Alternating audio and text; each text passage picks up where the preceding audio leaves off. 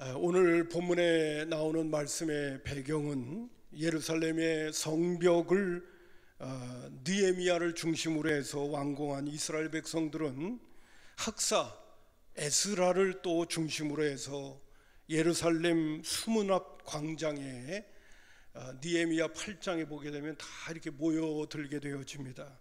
그리고 에스라가 율법책을 낭독하게 되어질 때에 백성들은 그 율법책의 낭독의 말씀을 들으면서 자신들이 하나님의 말씀에 불순종한 죄들을 회개하고 눈물을 흘리는 그러한 장면들이 나타나게 되어집니다.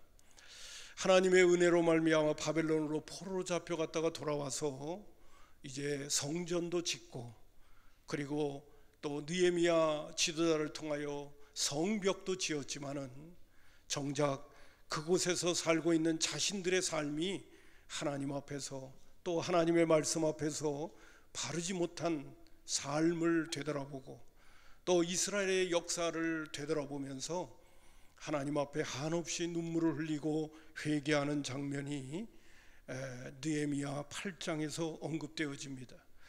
그들이 수문 앞 광장에서 모여서 학사 에스라를 통하여 하나님의 말씀을 들을 때가 7월 달이었습니다. 이 7월 달은 이스라엘의 절기 가운데 큰 절기 초막절을 지켜야 되는 그런 절기가 있는 때인데 그들이 눈물만 흘리고 회개하면서 앉아 있을 수만은 없었어요. 그래서 학사 에스라를 통하여 또 지도자들을 중심으로 해서 우리가 초막절을 지킵시다. 그래서 하나님께서 우리에게 주신 너무너무 귀중한 절기니까 우리가 이 절기를 잘 지킵시다. 그래서 그동안 지키지 못했던 초막절을 3대 큰 절기 중에서 한 절기였던 초막절을 그들이 정성을 들여서 하나님 앞에 이 절기를 지키게 되어집니다. 근데 참 놀라운 부분이 뭐냐 하면요, 절기를 지키는 동안도 일주일 동안 꼬박 지켜야 되는, 그것도 초막절이라고 하는 것은 자기 집에 있는 것이 아니라 뜰이라든지 바깥으로 나와서 간단한 그런 텐트를 치고 그곳에서 이스라엘 백성들이 광야에서 자기 선조들이 40년 동안 광야길을 걸을 때 하나님께서 낮에는 구름기둥 불기둥으로 또 낮에는 밤에는 불기둥으로 보호하시면서 그들을 인도하셨던 그 은혜들을 생각하면서 한 주간 동안 지내는 거거든요. 불편하기 짝이 없는 그러한 절기이기도 합니다. 근데 그 절기를 다 지킨 다음에 느헤미야 9장에 가보면 이 지도자들이 다시 모이라고 얘기하지도 않았는데 자기네들이 그 일주일 동안 절기를 성실하게 지킨 다음에 다 같이 자발적으로 또 모여들기 시작합니다. 누가 시키지도 않았는데 그들이 다 모여들어서 함께 하나님의 말씀을 낭독하게 하고 기도도 하면서 하나님의 은혜를 구하는 시간들을 그들이 자발적으로 갖게 되어집니다. 그것이 느헤미야 9장 1절부터 언급되어져 있게 되어져요. 그런데 그들이 모여서 하나님의 말씀도 듣고 또 부르짖어 기도도 하면서 회개의 시간을 갖는데 그 회개의 내용이 어디서부터 시작되냐면 이스라엘의 역사를 더듬어 보면서 하나님 앞에 회개하는 시간을 가져요. 그게 느헤미야 9장 전체에 언급되어져 있습니다. 근데 그 시작이 어디서부터 오냐면 믿음의 조상이고 약속의 조상이었던 아브라함 때부터 시작되어집니다. 아브라함이 하나님께로부터 약속을 받고 가나안 땅에 오게 되어졌고 그 이후에 애굽에 내려갔던 이스라엘 백성들을 하나님께서 불쌍히 여기시고 그들의 고통의 소리를 듣고 그들을 모세를 통해서 건져내셨던 이야기, 그리고 가장 하나님께로부터 은혜를 입었던 그 광야 40년 동안의 생활을 쭉 더듬어 봅니다.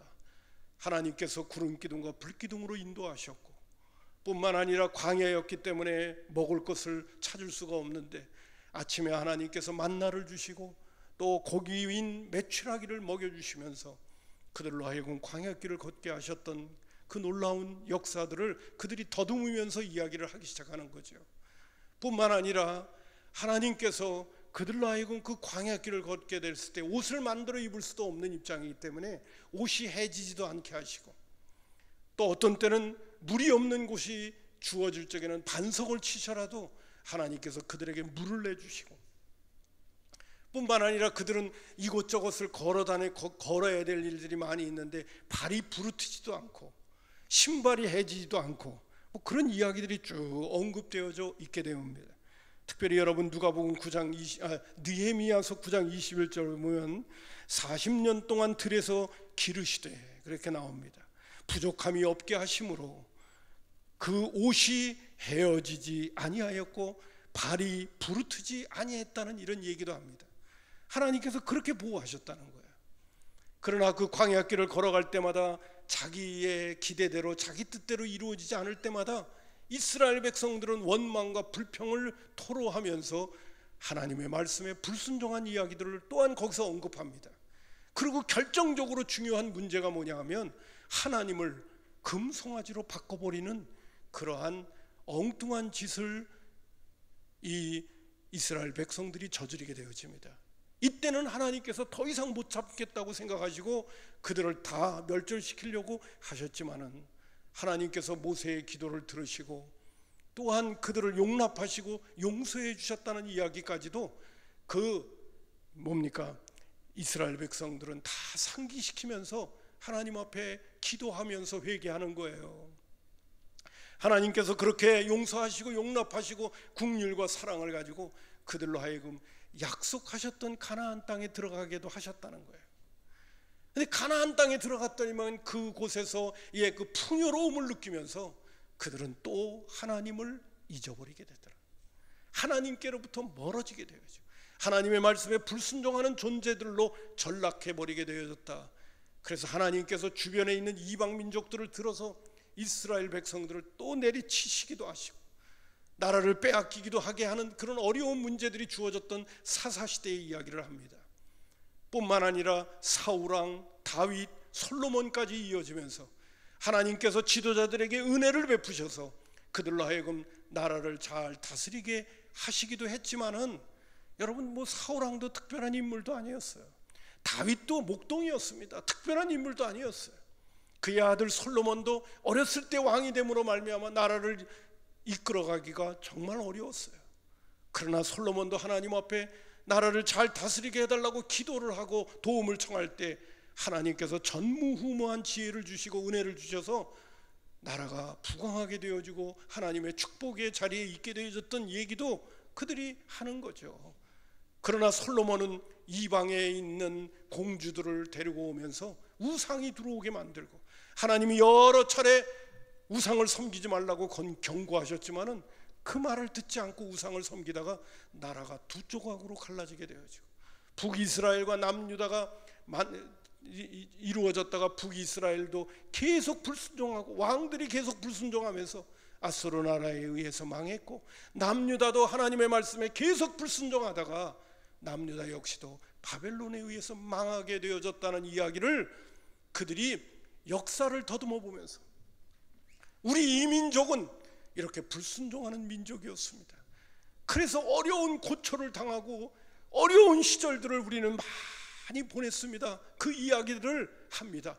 지금도 사실은 하나님께서 젖과 꿀이 흐르는 땅이라고 하는 가나안 땅을 주셨지만은 이 땅에서도 우리는 자유자재로 살 수 있는 위치가 되지 못하고 남의 나라의 속국이 되어져서 종이 되어져서 지금도 살아가고 있습니다라는 얘기가 끝부분에 언급되어져 있는 것을 보게 되어집니다.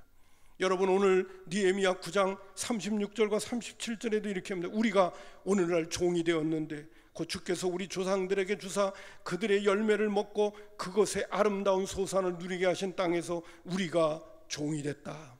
내 땅인데 그 땅에서 우리는 종이 되어졌다.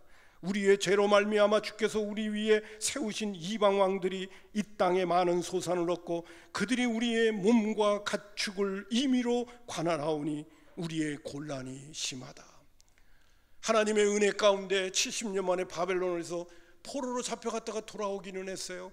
그래서 성전도 지었어요. 느헤미야를 통하여 성벽도 건축했어요.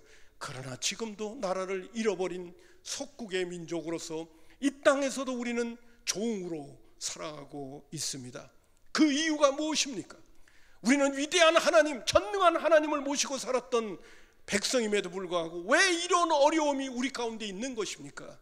그 가장 중요한 이유는 하나님의 말씀에 불순종했기 때문이라고 말해주고 있는 거예요. 하나님의 말씀에 불순종한 것이 결정적인 원인이었다고 하는 이야기를 이스라엘 역사 전체를 더듬어 보면서 지금 수문학광장에 앉아서 하나님의 율법책을 들으며 눈물을 흘리는 이스라엘 백성들 전체의 회개의 초점이었습니다. 그들이 국방력을 세우지 못해서, 그들이 타고난 실력이 없어서, 그들 나름대로 열심히 못 살아서, 자기 나름대로 이것저것 열심히 살지 못해서 나라가 망한 것이 아니라, 나라가 이 어려움 속에 지금도 처해 있는 가장 중요한 이유는 하나님의 말씀에 불순종했기 때문이었다. 이스라엘 역사 전체를 더듬어 보더라도 주어진 가장 큰 문제는 하나님의 말씀에 불순종하고 하나님의 뜻대로 살지 못한 데 있다고 언급을 하고 있는 거예요. 그래서 오늘 제가 설교의 제목이 뭐냐 하면 서명한 사람들입니다. 이 말이 뭐냐면 인봉한 사람들. 이스라엘 역사 전체를 더듬어 보고 이제 우리 남은 생애가 하나님의 징계의 채찍을 받지 않고 하나님의 보호하심에서부터 벗어나는 그러한 짓들을 이제는 더 이상 저지르지 말고, 우리의 삶의 가장 중요한 요인이 하나님의 말씀에 순종하는 것이니까, 우리가 복되게 살아가고 행복하게 살아가는 비결이 어디에 있느냐? 하나님의 말씀에 순종하기만 하면 되니까. 그들이 인봉했다는 얘기는 뭐냐 하면 도장을 찍었다는 거예요. 지금 우리나라 말하면 이제는 우리가 믿음의 선배들이 전철을 밟았던 그러한 불순종의 삶을 우리는 이제 더 이상 살지 않겠습니다. 오늘도 하나님이 살아계셔서 역사하시면서 하나님이 도와주시면 되는 거니까, 근데 우리가 하나님의 말씀에 잘 순종하고 하나님의 뜻대로 살기만 하면 하나님께서 이 민족을 책임져 주시고 은혜 가운데 붙들어 주실 거니까, 다른 방법, 우리가 무슨 실력이 있다든지 군사력을 세운다든지 우리가 나름대로 뭐 노력하고 수고하고 애쓰는 것, 그거는 차제의 문제예요. 우리는 하나님의 백성이요, 하나님의 자녀들이기 때문에 무엇보다도 중요한 그 기본이 뭐냐? 하나님의 통치와 하나님의 말씀에 잘 순종해야 된다. 그 원칙을 그들이 언급을 하게 되어지는 것입니다. 자, 그러면서 여러분 오늘 그 설교 교환 2번에 보게 되면 또 한 번 말씀, 이제는 우리가 반복되는 죄악과 불순종으로 하나님께로부터 징계의 채찍을 받는 삶을 더 이상 살지 않겠다고 다짐하면서 그들이 사인을 하기 시작하는 거예요. 인봉한다, 서명서를 제출을 하게 되어집니다. 그럴 때 이런 말씀이 나오게 되어져. 여러분 누가복음 느헤미야 9장 38절을 우리 한번 다 같이 한번 읽어보겠습니다. 참 중요한 구절입니다. 준비되셨습니까? 이 구절, 이제 이 구절은 일단 한번 먼저 읽고 시작하십니다. 준비되어 있습니다. 시작. 우리가 이 모든 일로 말미암아 이제 견고한 언약을 세워 기록하고 우리 방백들과 레위 사람들과 제사장들이 다 인봉하나이다. 견고한 언약을 세워 기록하고요, 이제는 반복되어지는 죄와 불순종의 삶을 살지 않겠다고 다짐을 하고 그들이 서명식을 갖는 거예요. 그리고 나서 10장으로 넘어가서 그 명단들이 쫙 기록되어져 나오고 있습니다. 그 중에 대표적인 인물이 누구냐? 바로 총독 느헤미야부터 시작되어지는 거예요. 우리는 이제는 우리의 선조들이 반복해서 하나님께로부터 징계의 채찍을 맞았던 그런 삶, 이제는 더 이상 살지 않겠습니다. 한마디로 말하면 우리는 하나님의 축복의 대상으로만 살기 위해 우리는 하나님의 말씀에 전폭적으로 순종하겠습니다. 그래서 곧 나오는 표현이 뭐냐면 견고한 언약이에요. 견고한 언약을 기록하고 방백들과 레위 사람들과 제사장들이라고 하는 건 뭐냐면 지도자들부터 설선수범해서 하나님의 뜻대로 살겠다고 다짐서약을 하는 거예요. 그것이 바로 느헤미야 9장과 10장으로 연결되어지는 서명한 사람들의 이야기입니다. 근데 그들이 회개하는 과정 가운데 이런 표현들을 쓰고 있는 걸 봅니다. 여러분, 누가복음 느헤미야서 9장 29절 계속 느라 그러니까 누가복음 막 하고 그러는데, 자, 느헤미야 9장 29절 또 한번 읽어봅니다. 잘 보세요. 줄친 부분 더 잘, 색깔 칠 부분 잘 한번 보시고요. 시작. 다시 주의 율법을 복종하게 하시려고 그들에게 경계하셨으나 그들이 교만하여 사람이 준행하면 그 가운데서 삶을 얻는 주의 계명을 듣지 아니하며 주의 규례를 범하여 고집하는 어깨를 내밀며 목을 굳게 하여 듣지 아니하였느니라. 그 표현 가운데 이런 표현이 나오죠. 사람이 준행하면 그 가운데서 삶을 얻는 주의 계명. 사람이 준행하면, 사람이 하나님의 말씀에 순종하면 그 순종으로 인하여 삶을 얻는 주님의 말씀이라고 얘기하는 거예요. 여러분, 주님의 말씀을 잘 순종하면 삶을 얻는, 이게 삶을 얻는다는 게 그냥 육신의 생명이 끊어진다, 산다 이런 얘기가 아니라, 한마디로 하나님의 축복의 대상으로서의 삶이 펼쳐질 수도 있고 하나님의 징계의 대상으로 살아갈 수밖에 없는 삶이 펼쳐질 수도 있다는 거예요. 근데 하나님의 말씀은 뭐냐? 우리로 하여금 삶을 얻게 한다는 거예요. 여러분, 에스겔서 20장 11절에도 이런 말씀, 동일한 단어들이 나옵니다. 사람이 준행하면 그로 말미암아 삶을 얻을 내 율례를 주며 내 규례를 알게 하였구라고 말해주고 있습니다. 에스겔서 20장 13절에도 그러나 이스라엘 족속이 광야에서 내게 반역하여 사람이 준행하면 그로 말미암아 삶을 얻을 나의 율례를 준행하지 아니하며 나의 규례를 멸시하였고 나의 안식일을 크게 더럽혔으므로 내가 이르기를 내가 내 분노를 광야에서 그들에게 쏘아 멸하리라 하였으나 라고 말이죠. 그러나 그것도 하나님이 용서하셨다는 얘기를 할 때 나오는 표현이 뭐냐면 사람이 준행하면 그로 말미암아 삶을 얻는 나의 계명이라고 말해주고 있어요. 나의 율례라고 말해주고 있는 거예요. 하나님의 말씀은 무엇이냐? 우리가 삶을 얻게 하는 거예요.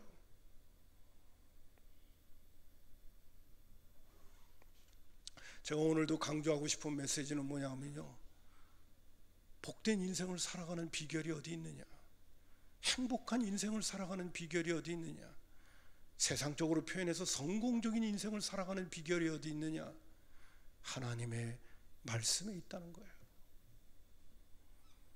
세상의 스펙을 쌓아가고 우리의 자녀들로 하여금 좋은 대학을 가게 만들고 뿐만 아니라 내 자녀들에게 무슨 능력을 제공하고 사람을 잘 만나게 하고 그런 것에 먼저 우선순위가 있는 게 아니라 내 인생뿐만 아니라 내 자녀손들의 모든 인생도 그들이 성공적인 인생을 살아가고 행복한 인생을 살아가고 복된 인생을 살아가는 비결이 어디 있느냐?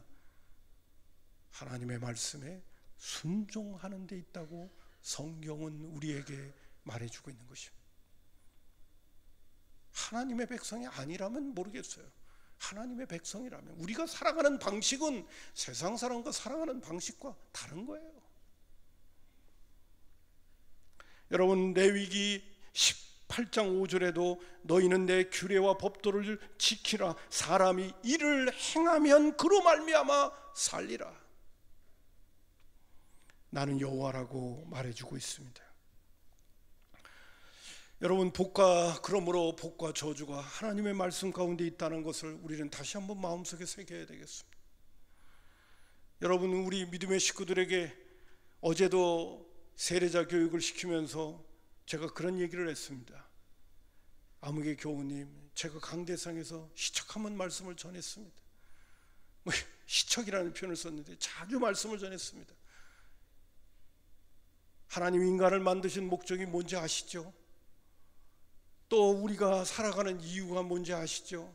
구원이란 무엇인지 아시죠? 물어보는데 내가 강대상에서 그렇게 많이 얘기했거든요. 근데 대답을 못 하시고 제가 원하는 대답을 못하실 뿐만 아니라 잘 모르겠다고 얘기하시는 거예요. 그래서 한편으로는 고맙기도 하고요. 내가 아직도 강대상에서 했던 얘기 계속해도 문제가 없겠구나. 왜? 못 알아듣기도 하고 듣긴 들었는데 새기질 못하는 그런 문제들이 없잖아 있더라고요. 설교를 잘 못해서 그런 건지, 아니면 들어도 내 생각대로만 해석을 하고 말씀을 듣기 때문에 그런 건지, 편견을 갖고 들어서 그런 건지, 그런 부분들을 보게 되어집니다. 여러분, 저와 여러분에게 오늘 또 말씀드리고 싶어요. 저와 여러분이 행복하게 사는 비결은요, 세상의 방법에 있지 않아요. 오늘도 초등학교 보내는 엄마들이 애들을 학원에 보내지 않으면 불안해서 못 견딘다고 얘기해요. 저는 그 얘기를 들을 때마다 인간적으로는 이해합니다. 그러나 하나님께서 오늘도 시퍼렇게 살아계시고 우리의 인생을 책임져 주시는 능하신 하나님이 있다는 것을 정말 믿는다면 학원 보내는 게 대수입니까? 하나님에게로 인정받는 자녀로 키우는 게 중요하지. 복은 하나님이 주시는 건데. 여러분, 우리도 다 인생 살아보고 있잖아요. 인생 내 맘대로 살아져요? 잘 될 것 같아도 안 되는 게 인생이고, 죄송한 표현도 씁니다. 안 될 것 같은데도 되는 게 인생 아니에요? 내가 하던 대로 되든가요? 내가 걱정하고 근심한다고 또 안 되든가요? 얼마 전에 제가 어떤 인문학 강사를 통해서 강의를 유튜브를 통해서 들었는데, 지도자의 위치에 대한 이야기를 하는 가운데도요, 그런 얘기를 하더라고요. 아무리 탁월한 지도자라도 얼마든지 실패할 수 있다는 거죠. 왜? 그게 인간이니까. 그리고 그 실패에서 또 배우고 간다는 거죠. 실패 때문에 낙심하면 안 된다는 거예요. 제가 그 이야기를 쓱 들으면서, 그래, 인생은 그럴 수밖에 없는 거야. 내가 기대한 대로 다 될 수 없는 게 인생이야. 또 안 될 것 같아도 되는 게 또 인생이야. 항상 변수가 있기 때문에. 제가 지금 이 말씀을 왜 드리는지 아십니까? 배우의 나의 삶과 인간의 생사복을 홀로 주관하시고 역사를 주관하시는 하나님이 오늘도 내 백그라운드 속에 있다는 것을 정말 믿는다면 그분께 우리의 인생을 맡기고 살아야 되는 거 아니에요? 주변에서 들려오는 소리에 설깃해가지고 살아가는 인생이 아니라, 이렇게 하면 돈 벌 수 있대, 저렇게 하면 뭐가 된대, 거기에 있는 거 아니잖아요. 하나님이 도와줘야 되는 거 아닙니까? 지금도 이것을 믿음으로 받아들이지 못한다면 평생 갈 수밖에 없어요. 오늘 이스라엘의 역사가 주어진 그 반복되어지는 그 삶이 저와 여러분의 삶 속에서도 계속될 수밖에 없어요. 오늘 이스라엘 역사 전체를 더듬어 보며 회개하고 그 이스라엘 역사 속에서 그 후손들에게 주시는 교훈, 가장 중요한 것은 하나님이 나와 이 민족을 책임져 주셔야 되기 때문에 우리는 하나님의 통치를 받아야 되고 하나님의 말씀에 절대 순종하는 것이, 이것이 사는 길이다 라고 하는 것을 느헤미야부터 시작해서 바벨론으로 포로로 잡혀가 돌아와서 그 고통의 때들을 다 보내고 지금도 나라를 잃어버려서 약속의 땅에 살면서도 종으로 있는 이스라엘 백성들이 하나님 앞에 고백하면서 서명을 하고 있는 모습이 지금 우리에게 교훈을 주고 있다는 사실이에요. 믿음의 후배들이요, 여러분들은 어떻게 살기를 원하십니까? 우리는 그 역사를 다 더듬어 보면서 이제는 그렇게 살지 않기로 우리는 서명합니다. 사인을 합니다. 여러분들도 그랬으면 좋겠습니다. 그 메시지를 지금 이 본문 말씀에서 우리에게 던져주고 있다는 사실입니다. 제가 늘 성경 구절을 인용했던 거 그냥 몇 말씀만 인용하고 말씀을 맺도록 하겠습니다. 여러분, 복과 저주가 하나님의 말씀 속에 있다고 한다면 인간에게 이 땅에서 죽음이 찾아온 것도 하나님의 말씀에 불순종해서 있는 거 아닙니까?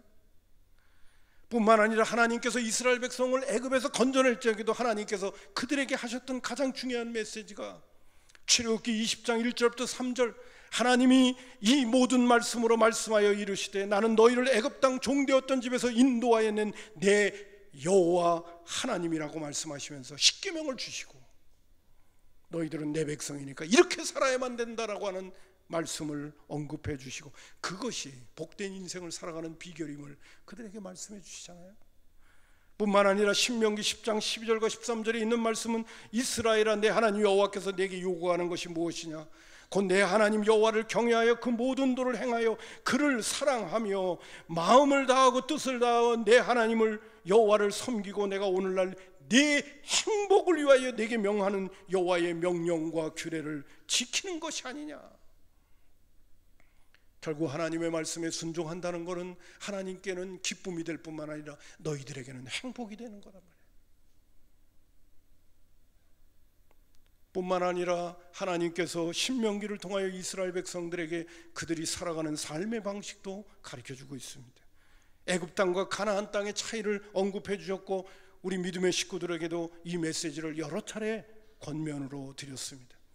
여러분, 신명기 10장 10절부터 15절을 제가 또 이 시간에 천천히 한번 읽어볼 테니까 이 말씀을 또 한번 음미하면서 마음속에 새길 수 있었으면 좋겠습니다.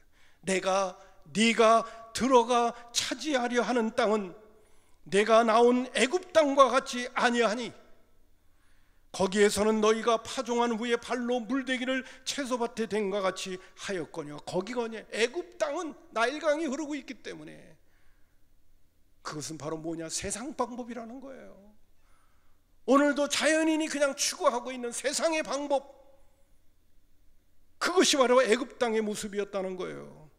채소밭에 댐과 같이 하였거니와 너희가 건너가 차지하는 땅은 산과 골짜기가 있어서 하늘에서 내리는 비를 흡수하는 땅이다.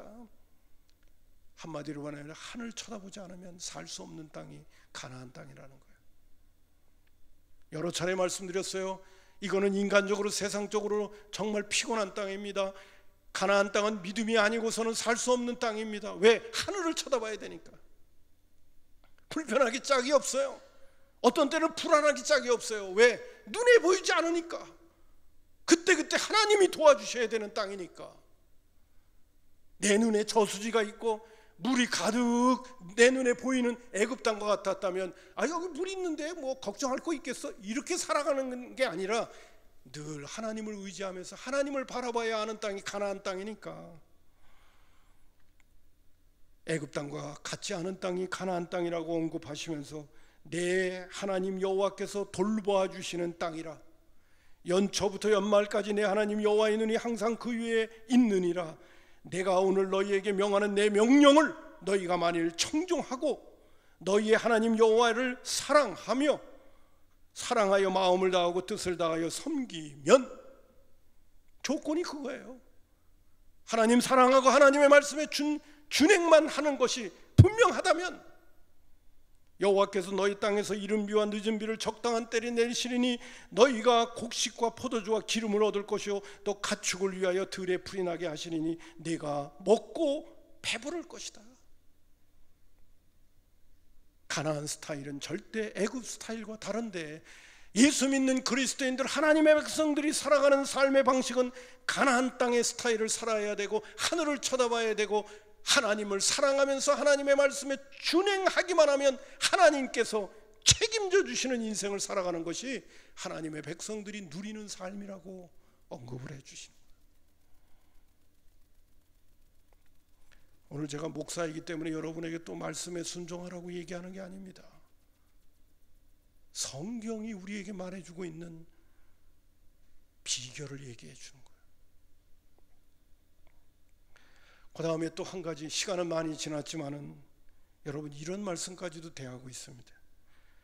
하나님께만 죽지 않음이 있다는 사실입니다. 제가 이거는 참고로 당구장 표시까지 했어요. 디모데전서 6장 15절과 16절에 보면 하나님은 복되시고 유일하신 주권자이시며 만왕의 왕이시며 만주의 주시요 오직 그에게만 죽지 아니함이 있고 하나님께만 죽지 아니함이 있습니다.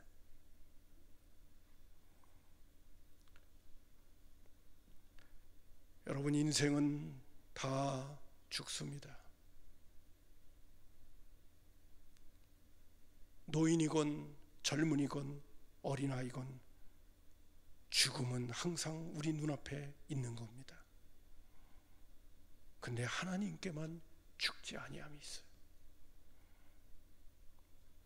요한일서 5장 11절과 12절에는 신약시대를 살고 있는 믿음의 식구들에게는 이런 말씀까지 해주시는 거 아닙니까? 또 증거는 이것이니 하나님이 우리에게 영생을 주신 것과 이 생명이 그의 아들 안에 있는 그것이니라. 아들이 있는 자에게는 생명이 있고 하나님의 아들이 없는 자에게는 생명이 없느니라.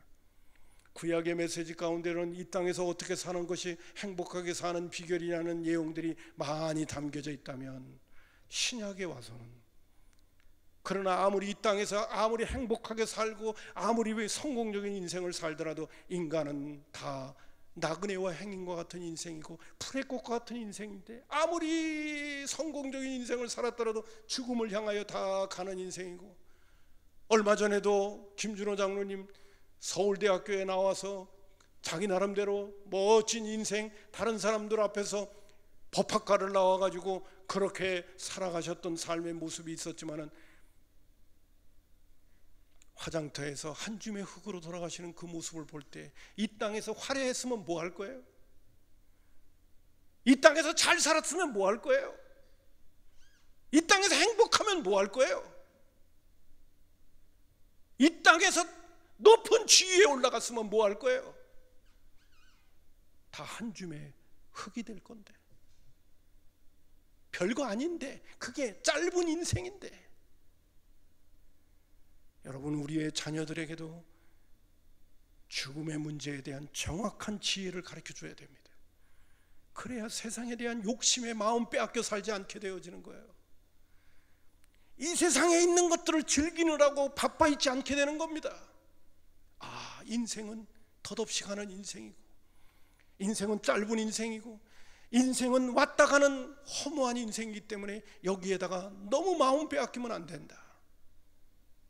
하나님이 주시는 영원한 생명의 세계를 바라보며 영생의 가치를 두고 살아가야 된다. 이런 것들에 대해서 어렸을 때부터 눈을 뜨게 해주고, 그들로 하여금 좌로나 우로나 치우치지 않고 오늘도 바른 인생의 가치관을 가지고 살아갈 수 있도록 도와줘야 되는 것이 부모님들의 신앙이 아니겠습니까?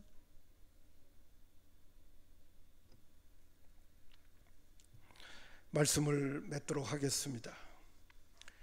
믿음의 선배인 오늘 느헤미야서에 있는 말씀 가운데는 느헤미야부터 시작해서 이스라엘의 역사의 모습들을 쫙 더듬으면서 우리는 믿음의 선배들의 그 전철을 더 이상 밟지 않겠다. 남은 인생만큼은 위대한 하나님이 책임져 주시는 복된 인생, 하나님의 말씀에 준행하면 삶을 얻는 인생을 나는 정말 살아가기를 원하고 우리는 정말 살아가기를 원한다 하는 그런 마음을 가지고 회개하고, 그들이 다 사인을 하고 하나님의 뜻대로 살겠다고 한마디로 맹세하는 명단이 10장에 언급되어져 있는 거예요. 그래서 10장에 그 명단들이 쫙 나오는 겁니다. 우리 성산의 가족들도 이 명단에 소속됐으면 좋겠어요. 이 명단에 들어갈 수 있었으면 좋겠어요. 그런 명단으로, 그런 서명한 사람으로 남은 생에는 살았으면 좋겠다는 것입니다. 그리고 그들이 하나님의 뜻대로 사는 것 가운데 가장 중요한 건 뭐냐 하면 느헤미야 10장 28절에 절규했어요. 이방인들과 절규합니다. 그리고 안식일과 안식년을 준수하고 성전세와 첫열매와 11조를 하나님께 반드시 드리겠다는 그런 각오들이 쭉 언급되어져 있어요. 우리는 신약시대에 살고 있습니다. 이 절규라는 얘기는 이방인들이 살아가는 방식대로 우리는 안 살겠다는 거예요. 하나님 없는 사람들이 살아가는 방법을 우리는 더 이상 쫓지 않겠다는 거예요. 그래서 그들과 다 절규하는 거예요. 우리는 우리가 살아가는 방식이 있다는 것을 그들한테 드러내 보여주기도 하고, 우리는 우리 식대로 하나님을 만군의 여호와 아버지로 모시고 살아가는 그 방법을 우리는 선택하겠다. 그러면서 시작되어지는 모습들을 보게 되어집니다. 아무쪼록 구약은 구약 시대에 또 하나님께서 주신 말씀에 순종하는 방법들이 안식일을 지키고 안식령을 준수하고 성전세를 바치고 첫 열매를 드리고 11조를 드리면서 이거 다 어떤 면에서는 희생이고 헌신이고 믿음으로 드려야 되는 부분이고 믿음으로 결단해야 되는 부분이에요. 이런 것들을 행함으로 하나님께서 우리와 나와 우리 가정과 이 민족을 책임져 주는 그 하나님을 우리들은 맛보기를 원한다. 그런 고백을 했던 것처럼 저와 여러분에게도 정말 주님 믿음 주십시오. 살아있는 믿음 주셔서 정말 하나님의 말씀대로 사는 것이 사는 길임을 알고 좀 더 하나님 앞에 충성하고 하나님의 뜻을 받들어 좀 잘 살 수 있도록 하나님 나를 인도해 달라고 기도하며 2018년도 이 19년도뿐만 아니라 남은 생애를 그렇게 서명하는 사람들처럼 살아갈 수 있기를 주님의 이름으로 축복합니다.